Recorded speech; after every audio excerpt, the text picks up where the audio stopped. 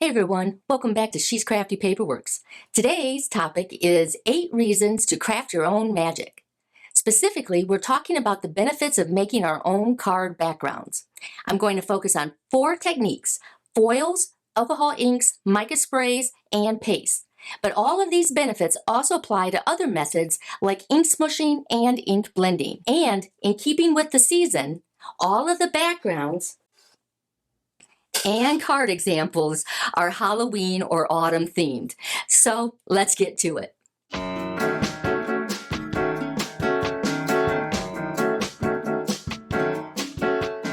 The first benefit to creating your own backgrounds as a card maker is to use products that you probably already have. As crafters, we tend to accumulate a lot of supplies, and by creating our own backgrounds, we can make the most of those mica sprays, alcohol inks, and pastes that are probably sitting on our shelves. And this was the case for this card right here. I created the background using these sprays. And what was interesting about this one right here was that it was unopened. It was wrapped. And I remember purchasing this from Joann's. So may she rest in peace. So this was probably at least a year old, unopened, sitting on a shelf. And with the moon, I used the Distress Grit Paste in the glow in the dark. This is a product that I tend to only use around this time of year. So it's important for me when I do these background sessions to make sure that I maximize my use out of these, because I don't want these to dry up and go to waste. So these background sessions are useful in making sure that my products extend in the life and I get use out of them. So I was really happy how this card came out, and I loved the moon here. Moving on to reason number 2 is to add texture and shine. So products like grit paste and foiling systems certainly can elevate your cards from simple to spectacular. And I really enjoy doing card making sessions when I can bring in both. And there's lots of ways that I did that with this last card making or background session that I did. So with the texture side of things, I did a lot with creating with a lot of my black opaque texture paste. And part of that was because I'm running out. And this is not going to last another year. And so it's to my benefit to make sure that I can maximize this. This is my 3rd year of having it. And this is another product that I tend to only use around Halloween season. So I was sure to create a lot of backgrounds with this so that I can maximize its use. And then I have enough to last me for the rest of the month. And that way nothing gets wasted. And another thing that I did was uh, took advantage of the glow in the dark for my texture. And this right here is Distress in Snowfall. And this is the first time using it for a Halloween card, but I really like how this came out. It's very interesting effect. But to create shine on your cards when doing your backgrounds, there's a couple other ways that you can do that. You can use paste to create the shine. I did that this is Simon Hurley's, which one is this? This is the Solar Paste in Golden Hour. And then I did my mica sprays with my stencils. If you store your foiling system, whatever it may be, away instead of leaving it out all of the time, you're probably not using it very much.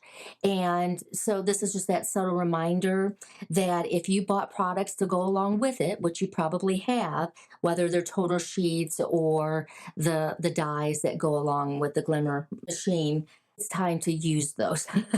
And I know that foiling can be a little bit more tedious than the other types of techniques that I've been talking about. There's a funner element that I think the other techniques give, but it's worthwhile sitting down for an hour or two. The third benefit is all about creative control. You get to choose the colors, the techniques, and the placement of each element. You want a vibrant background or you want something more subdued, the choice is yours. And that's where your unique style really gets to shine. And in this case, you can buy foiled paper, but it may not be green with skulls. And this was my choice to put these colors together. So I had the creative control to make this background what it is. This means that I can take chances. This is a card that, with this background, I knew I was taking a bit of a chance. This is not for everybody, but I wanted to play around and experiment a little bit with my colors. And I did this. This is alcohol inks on a pastel green cardstock and glossy cardstock, and I used metallic pinks with a deep red and a bright green, and created some interesting blends and some bubbling, kind of gurgling kinds of techniques to make it oh so creepy. And like I said, it's not for everybody, but for what I wanted to experiment with, I have that creative control to do so. The fourth benefit is skill development. It's so true when they say use it or lose it. And this is especially relevant with techniques like alcohol inks, where practice leads to mastery. And by no means am I at that mastery level, but I find that when I go long periods without practicing, I'm really having to kind of reteach myself some techniques before I can get back into the flow of things. And so this is just a reminder that we invest in these products and we have to take the time to practice with them. And, you know, I'm not, again, at that mastery level, but when I spend some time with it, I really can come up with techniques that I enjoy and have a lot of fun with. And so I encourage you to play around and get messy and give yourself some grace. It's okay if it's not perfect. You can find ways as a crafter to make things work, even if it's not perfect. Benefit number five is that it's cost effective. Why invest in expensive printed paper when you can create your own stunning backgrounds? Now, I'll be honest with you, I was hesitant about including this category because it is very situational based on the person. I've included the four different techniques that I used in making these cards. So, this is with paste and stencils, this is with alcohol inks, this is with toner papers, and this is with mica sprays and stencils. And they are cost effective for me because I already have invested in these products. So to continue to use them and make printed paper instead of buying Halloween printed paper, it is definitely more advantageous for me to make my own. Do I still buy printed paper? Yes, but not as much as I used to. And that's because I have kind of heeded the warning that I do have the products at my disposal. And since I made the investment in a variety of stencils as well as the different mediums, I might as well take advantage of those products.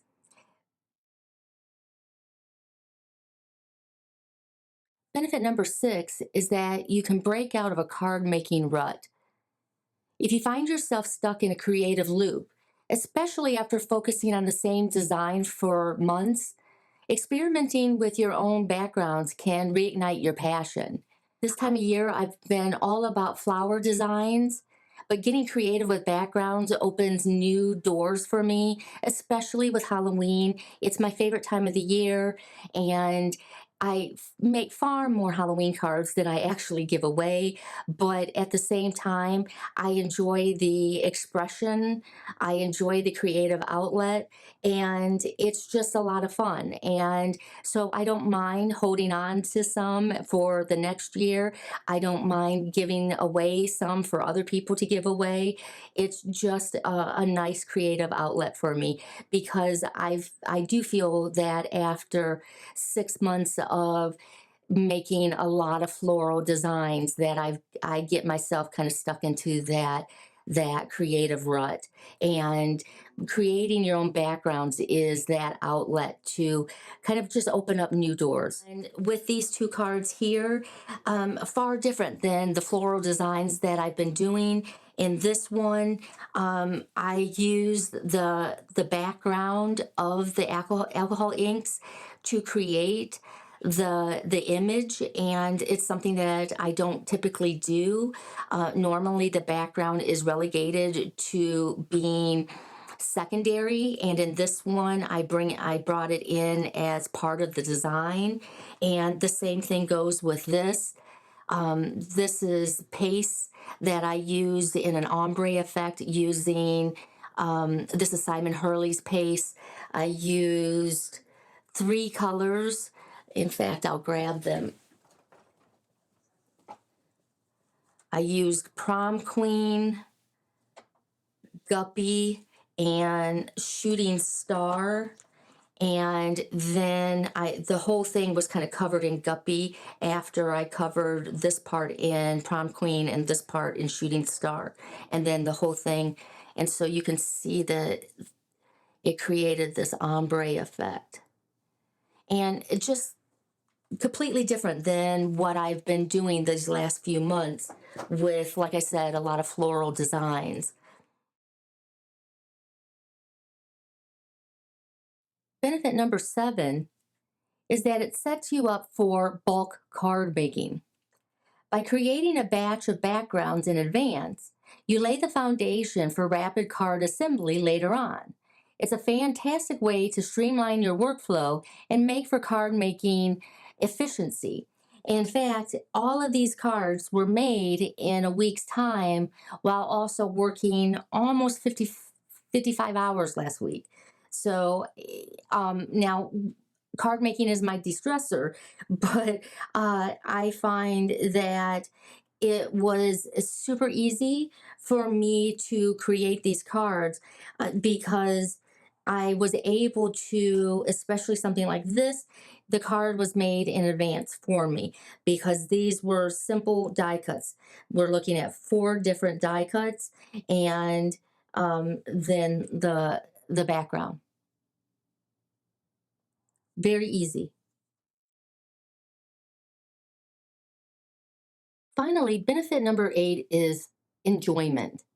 If you feel pressured to make every card perfect, it can lead to burnout. Sometimes stepping back and just getting creative without the weight of perfection can reignite your love for the hobby. For me, working with alcohol inks is where I have a blast. But even with more tedious things, like for me, doing foiling can be a little bit monotonous. I still get rewarded with the cool effects that you can get and the cool color combinations.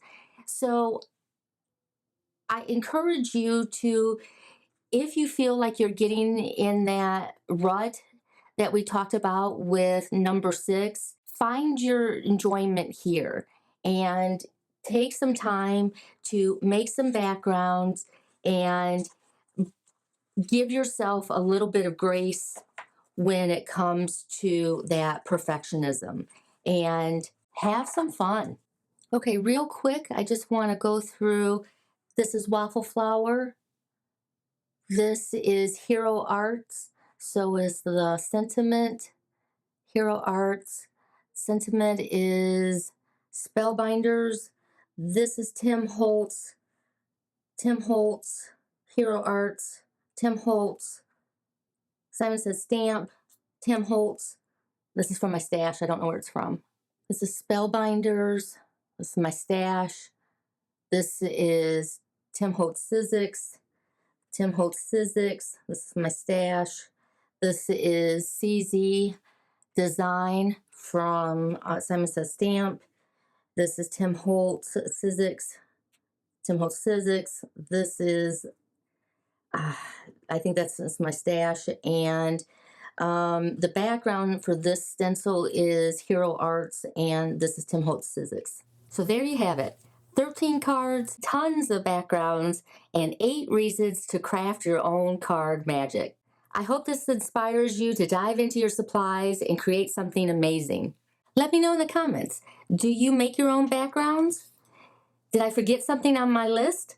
What types of mediums do you use to make your own backgrounds? I'd love to hear from you. And by the way, thank you to all of my new subscribers. I truly appreciate you. And my OGs as well. I'll see you soon with another video. We're diving into our ideology products. Bye.